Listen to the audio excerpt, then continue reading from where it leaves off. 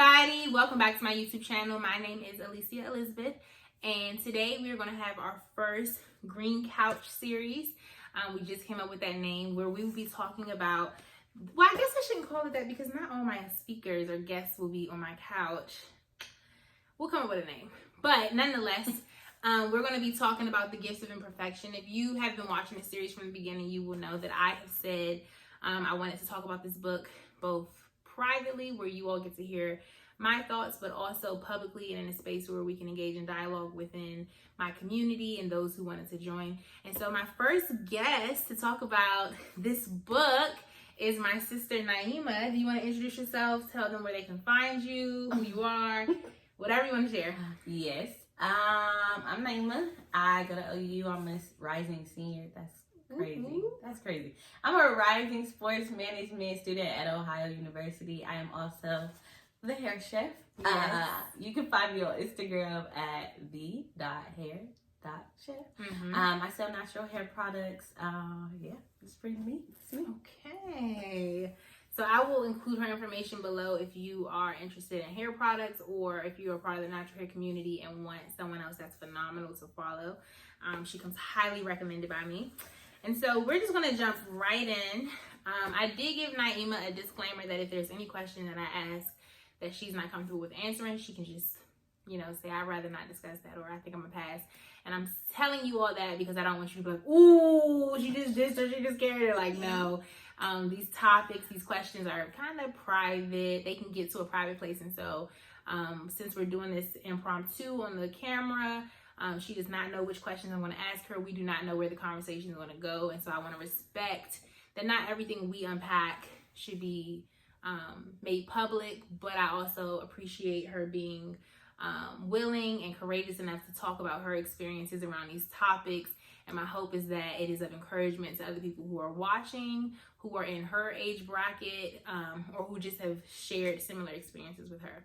So jumping right in, my first question is, the foundation of this entire book is about being and feeling worthy, okay? And so I know you're probably nervous, so take a deep breath. This is going to be natural. I don't want this to feel staged because it's not. We chatting.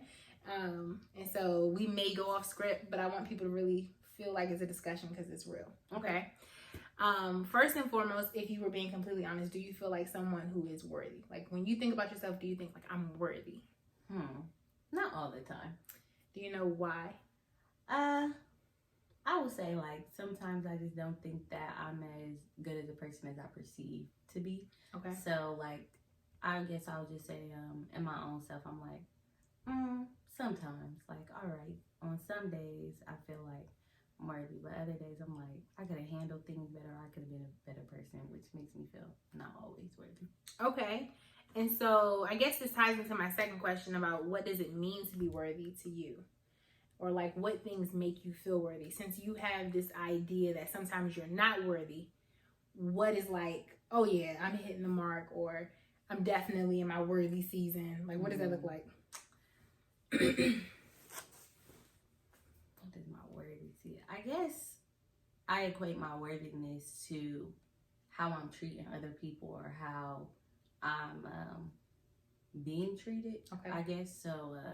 If I'm not being treated that greatly, or I'm not treating myself or others that greatly, it's like I'm not being worthy of like other people. I don't know if that's really answering it, but I would definitely say on days that I feel like I am worthy, it's like I've been listening, I've been open to people, I've been interacting with them in a different kind of way that is not kind or like giving. I guess that's what I equate my worthiness to, how I'm treating other people and how they're treating me. Okay, so it fluctuates a lot. Yeah. And so just hearing that out loud, probably never having said that, do you think anything about that should change? Yeah, because worthiness shouldn't like be based on how you treat people or how other people treat you. I think I guess your worthiness should start with like who created you. That's where I can tie it to. Okay, worthiness should start with who created you, and like the people don't know you. So who created you? Oh, God created. Okay. God created. You're a believer. Okay. And the reason why I'm unpacking this with you is because I think a lot of us, we have things that make us feel like I'm worthy contingent upon my marital status. I'm worthy contingent upon how much I make.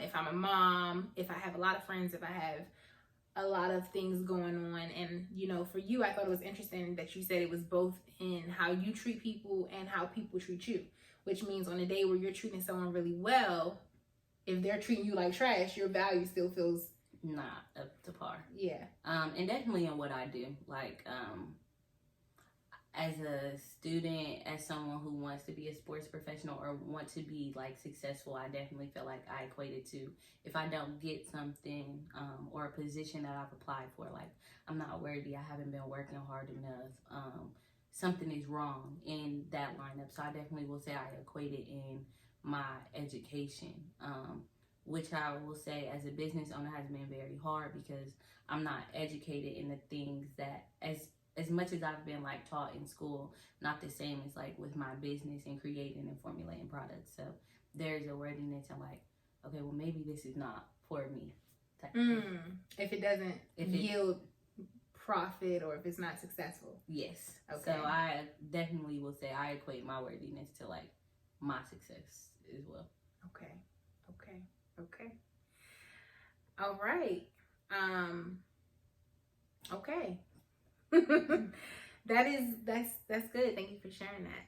And I think a lot of us can relate to that. Yeah. You know, I think, and I'm not going to harp on any one question, but I want to make sure as we move through the questions, because we're opening up, we still touch it and leave it with a little bit of encouragement. Yeah.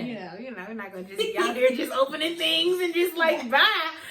But I think it's important to think about the fact that, like, you know, as your big sister, I'm going to say this on camera, that whether you yield a ton of money this year or none, you are still the hair chef, right? Yes. You're still making banging products.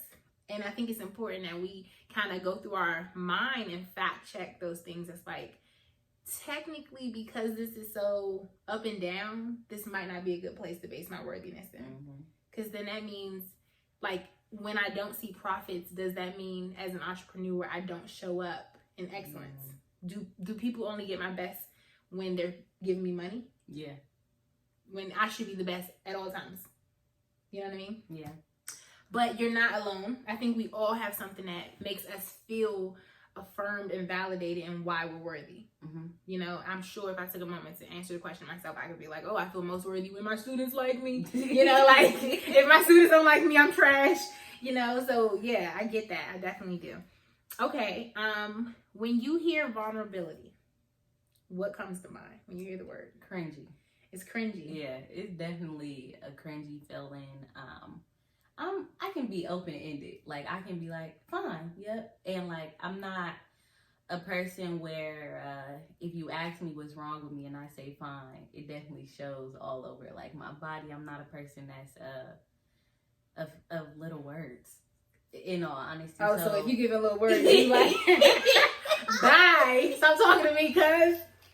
Okay. So, I would say it makes me cringy because I'm not always ready to honestly be open with myself about what maybe the person is asking me. Like, maybe I haven't thought that far yet, or like I'm not ready to be that deep yet. You know, so I'm kind of like reading the room or reading the person's face, trying to pick up like, what can I learn about why they're asking me this. So I'm always like very inquisitive about like vulnerability, like why you want to know, kind of thing. Okay. And so does vulnerability, is it easier based on who you're talking to, or is it just cringy regardless? If it's boo thing, if it's best friend, if it's God, is it just cringy all around?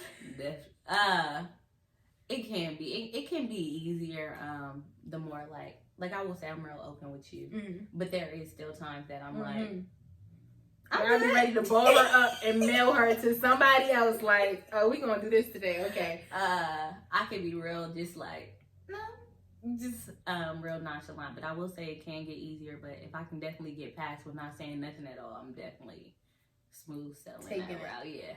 Okay. Noted. don't let her smooth sail. Okay.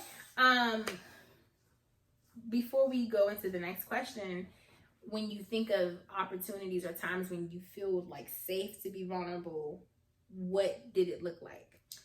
I will definitely say when someone is sharing with me something that they're being vulnerable about and I've had a similar experience, it definitely leads me to be like open, or something that I've like gotten over or I've struggled with and God has like helped me get through. I'm definitely like eager to share, like, I went through that and this is like how. I think that's when it looks most easiest for me, because I don't like, and I don't like when people are talking and it feels like it's falling on deaf ears. So I always want to feel like if somebody's giving, I need to be able to be there to give back. And that looks like being open and honest, not just like trying to give them advice. So that's when I say it's most easiest for me. Okay. And it's hardest when?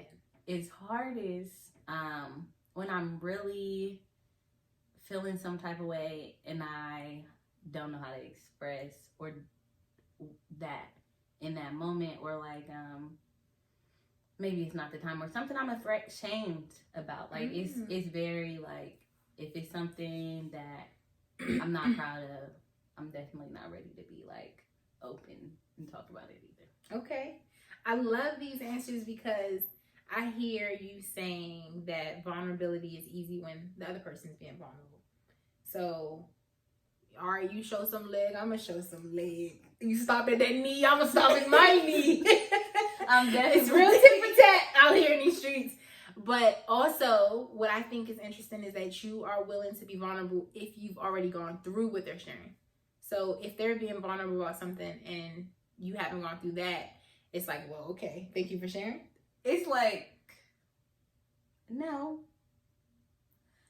maybe something. Like, thank you for. No, it's something like positive to combat. I'm always wanting to leave a situation better than I found it. So I'm definitely like, if it's something that I haven't been through, I'm trying to give some type of encouragement. I do also feel like I try to be a problem solver to people too. So I'm also always trying to give like solution-based advice. How does being a problem solver hinder though? Because you can't fix the problems. I think it puts a lot of weight on my shoulders personally. I know I try to come through and I call myself a superhero. Okay. I am a superhero. I like it. Definitely like in my own personal life, but also I feel like I take on the problems like I'm a superhero too. And it just adds a lot on my plate that necessarily may not even be for my plate. That's other people's plates. Whew, that's good. That is good. So I feel like with being a problem solver, I remember I was in 7th grade and I told this girl, write all your problems on a piece of paper and I will solve them. Like I was dead serious. Yes. And did she do it? Yes. I was for like Sis was like, okay, mom, boyfriend, like, and I was very serious about solving her problem. So I think it's a hindrance in that area. Where did you learn to be the problem solver? My mom. I would say like she is a problem solver in her own way, but even with her, like I want to solve her problems too. So just always wanting to make people happy, wanting to fix the whatever it is. Has that worked out for you though? Not always. No. No. Okay, so if you could go back and tell that 7th grade version of yourself anything, what would you say?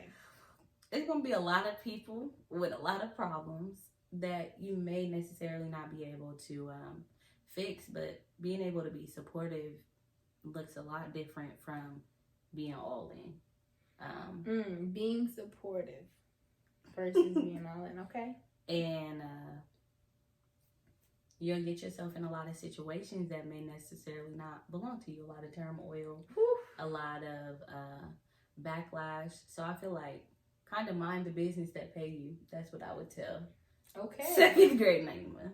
Okay. I need to be taking notes, honey. Do you think that better or healthier relationships look like you not being a superhero? It looks like because like the book was saying, like when you, or I don't know, any book, I've heard this all the time, when you say Yes, when you really want to say no, you're always doing a disservice to yourself. Mm-hmm. So I feel like it definitely hinders relationships because it's like it almost feels like an obligation, and then it's like you don't want to be around, but nobody made that obligation besides you. And sometimes being a good friend is just showing up, just listening. You know, I was reminded actually pretty recently when a friend of mine was having a little spat, and I called my friend, and he was like, you know, you don't always have to be the solution just because they called you. And I'm like, who you talking to? They called me because they have a problem. So I'm trying to. And it's like sometimes people call or people share because they need a soundboard. Mm-hmm. And you have done more help by just listening because they didn't have that, you know? So that's really good. Okay. Would you consider yourself courageous? Why or why not? I would say I'm definitely courageous with taking opportunities. Like, I'm definitely like, I hop on a plane anywhere. I will get in my car and drive anywhere for any opportunity that I think is beneficial.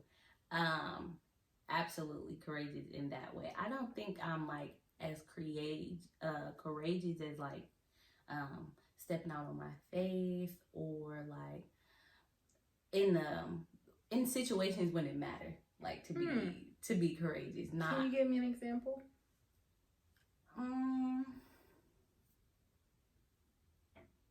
Like, what's the last thing that you felt like you should have done but you didn't do because you weren't tapping into courage? I would say like reaching out to people. Like I feel like that's definitely be one. Like wanting to speak to people, or I feel that's like to me. Courage is speaking to people. Sometimes, or just like when it matters with people, I'm not courageous. When it matters in like relationships and maybe even like accountability, I don't feel like I hold a courageous stance. But definitely when it comes to like being spontaneous with outward things that don't involve people and animate us, like opportunities for sure. Okay. Does being in a relationship with you require people to be courageous? No. Okay. So I want to read a quote, one of my favorite quotes when I was reading the book, and see what you think about it. So Brene says, I see courage in myself when I'm willing to risk being vulnerable and disappointed. And so I want to know, like, when was the last time that, if you can think of, and if not, it's okay, where you feel like, okay, I'm going to jump out there. Whenever we put ourselves out there, we always want a positive outcome, right? Like, I'll use myself for an example. Let's say I don't want a relationship to end, right? So I'm the one that's like, no, I don't think we should break up. Yeah. That's being vulnerable. I'm saying I don't want this to end. But then that person is like, but we will. It's done. And so now I'm disappointed. Can you think of a time that you've done that? I know it's kind of like on the top of your head, so if not, it's okay. We can come back to it. But it can be in friendship. It can be in professional spaces. I mean, even down to like when you say you apply for interns, it's vulnerability to say like, I went into this org, and if the outcome isn't, you know? Yeah. I would definitely say that recently, when I applied for this internship in California that I really, really, really, really wanted, at Athletes First. And I made it past the first round of interviews, and that made me feel like really, really good. Because it's a big sports agency firm, like it's everything that I felt like I wanted. But then the second part was you had to create all these things, a marketing profile, you had to create a draft list, and you had to write an essay. So I sent my stuff in. I'm talking over it with my friends. They reading over it. And I just feel good. I'm staying up to the wee hours in the morning. And as I'm planning my summer around this, like, even in Rona, like, I'm like, this is happening. and I didn't get it. And it was like, as I'm planning my schedule for the fall, like, oh, it's fine because I'm going to be in California this summer. And I did not get it. And I was not only devastated, but like, again, I went to the store. Well, I was sad, very sad, and I was crying all night. And then I went to the store the next day and I bought a cake. And I called it a loser cake. And I was like, because you can never achieve anything in life. Wow. That's like how deep I took it. Okay. Very nice sprinkles type of cake. But like, that was just it. Did you eat the cake by yourself? I did. Okay. A-West fed it to me and made me say it was a winner's cake. Like 3 days later, but I definitely was